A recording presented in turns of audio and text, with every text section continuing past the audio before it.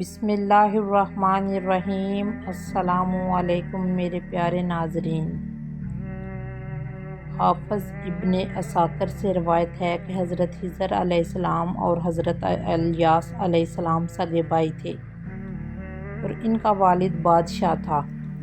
ایک دن حضرت الیاس علیہ السلام نے اپنے والد سے کہا، بھائی خضر ملکی معاملات میں کوئی دلچسپی نہیں لیتے، آپ ان کی شادی کر دیں، ہو سکتا ہے اللہ تعالیٰ انہیں بیٹا دے دے جو بڑا ہو کر ملک کی بھاگ دوڑ سنبھال لے۔ آپ کے والد نے ایک نہایت ہی حسین دوشیزہ سے آپ کی شادی کر دی۔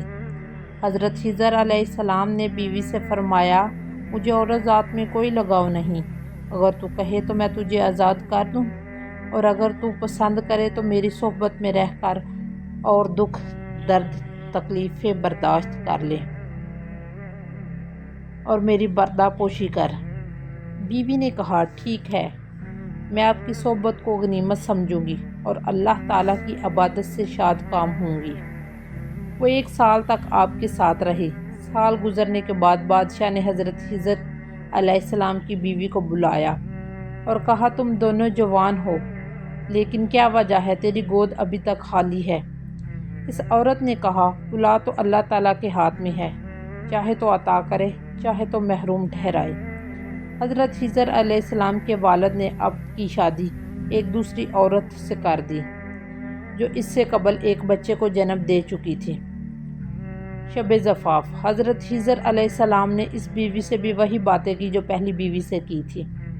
اس نے بھی یہی کہا کہ آپ کی صحبت اٹھانا پسند کروں گی۔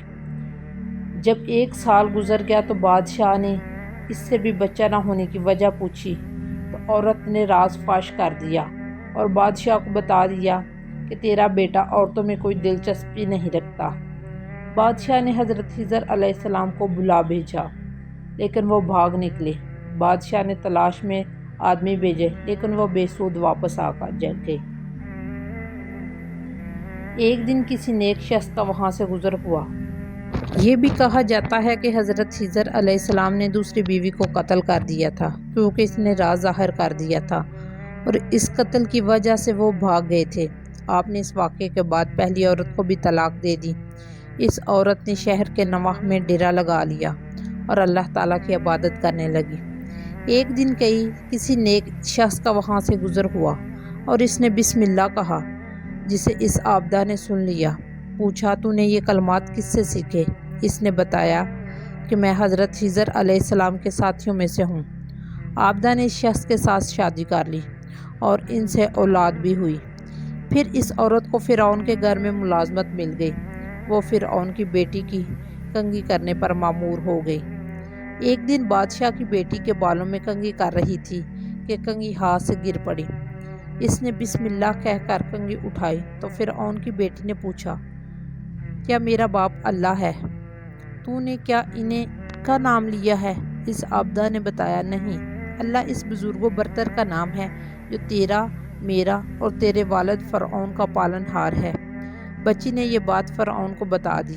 اس نے حکم دیا کہ تانبے کی آگ بھڑکائی جائے اور اس عورت کو جلا دیا جائے۔ تانبے کی آگ جلائی گئی اور بادشاہ کے حکم سے اسے ڈالنے کی تیاری کر لی گئی۔ جب عورت نے پگھلے ہوئے تانبے کو دیکھا تو لرز گئی۔ اس عورت کا چھوٹا بچہ یہ منظر دیکھ رہا تھا۔ اس نے کہا، امی جان، صبر سے کام لیجئے، آپ حق پر ہیں۔ بچے کی بات سن کر عورت نے خود اس پگھلے ہوئے تانبے میں چھلانگ لگا دی اور واصل بحق ہو گئی۔ یہ وہی فرعون کی باندی ہے جس کے بارے میں ایک دفعہ نبی کریم صلی اللہ علیہ وسلم اپنے چند ساتھیوں کے ہمراہ سفر پر جا رہے تھے تو ایک جگہ سے ان کا گزر ہوا۔ وہاں سے خوشبو بہت زیادہ اٹھ رہی تھی تو صحابہ کرام نے آپ صلی اللہ علیہ وسلم سے پوچھا کہ یہ کون سا مقام ہے؟